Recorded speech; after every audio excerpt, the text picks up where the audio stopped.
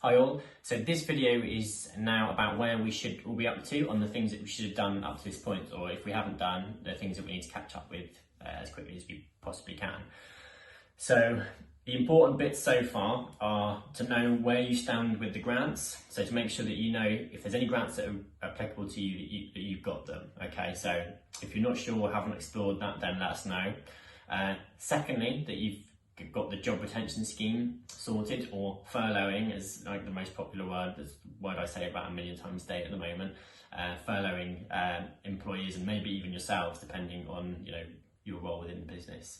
Okay, so that's something that hopefully you've explored and kind of know the answers to. The scheme opened this week, so we can actually start getting and claiming some of that money back now, right as of this second. So that's important to know that where you're up to on those two bits.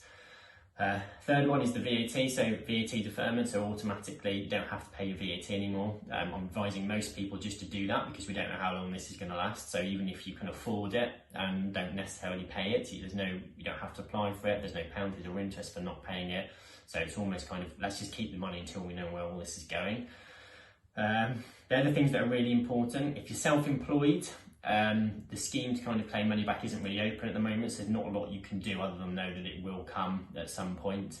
Again, income tax also, you don't have to pay, but again, there's nothing you can, most of the payments aren't actually until July anyway, so there's nothing you can really do on that at the moment either, okay? Now, the really important thing, and the next bit which I'm talking about, is cash flow, okay? Cash flow is going to be the key to seeing us all out through the other side of this, and because we don't know how long it's going to last at the moment, that's the thing we really need to focus on. So I've advised everyone that I've spoken to put together a cash flow for 3 months, really. It's really difficult to do it for much longer than 3 months because it's changing all the time. So if you can get a cash flow together for the next 3 months, and that sounds fancy, but it's really as simple as how much money do you have in the bank right now?